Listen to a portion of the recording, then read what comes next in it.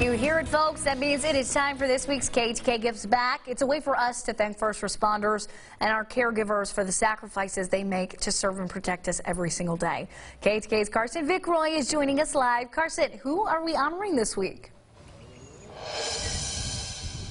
Yes, Corinne, this is a special edition of KETK Gives Back, of course, made possible by Peters Chevrolet and Peters Auto Sports, that nice little logo you see right here. And we are honoring the great men and women of the Rusk Fire Department. So everybody's super excited because after I'm done talking, they really want me to stop talking, they're going to get free lunch thanks to Peters Chevrolet. So I am here with Taylor Clay, one of the great firefighters here at the department. And Taylor, explain to me, you know, a lot of people don't understand what it takes to be in a volunteer fire department.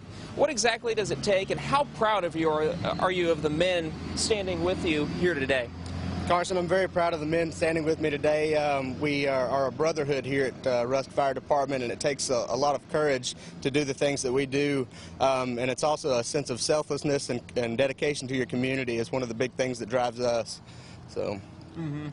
Absolutely. You know, a lot of people have moved to East Texas. So there's no secret about that, but they may not understand the volunteer aspect of fire departments. What does it take to be a volunteer firefighter, and what's the breakdown of paid firemen to just people that volunteer on maybe their Thursday or Friday night? We have 30 firemen total on the department here. 3 of them are paid men, and 27 of us are strictly volunteers. So one of the biggest things that it is for volunteers to be a part of this department is to balance your time via family, your job, and your volunteerism. I think we seem to make it work pretty well, and we have a good group of guys where we have pretty solid turnouts to every fire that we have to attend. So.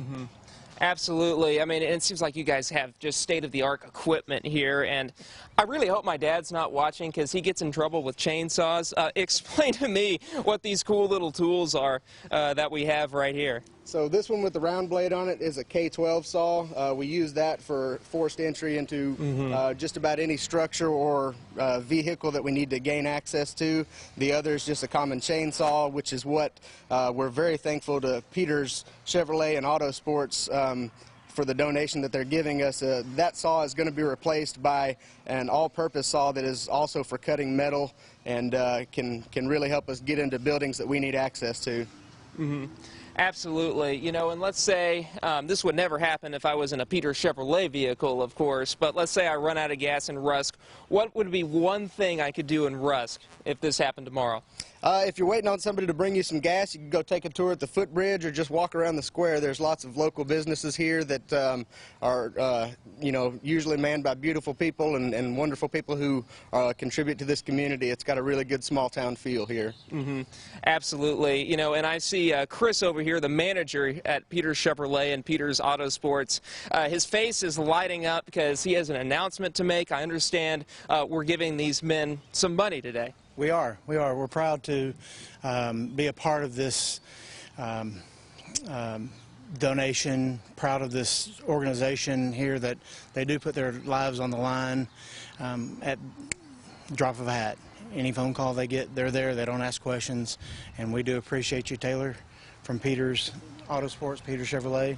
We'd like to give you this check today. Thank you very much. We appreciate it. It's going to go a long way for the fire service for us. Yes, sir. Absolutely. So how much money was in that? $1,250. Wow. So I'm sure you guys are going to have, you know, great use for that. What do you think the first thing you're going to spend it on?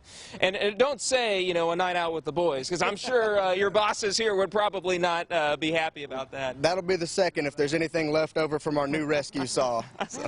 All right. Sounds good. Well, Corinne, it's warm, it's humid out here, but, you know, it is a great honor to honor these men of the Rusk Fire Department. They are very, very excited about lunch. So, Corinne, I'm going to stop talking. Again, this is all made possible by Peters Auto Sports and Peters Chevrolet, and I can't wait to see who we're honoring next week.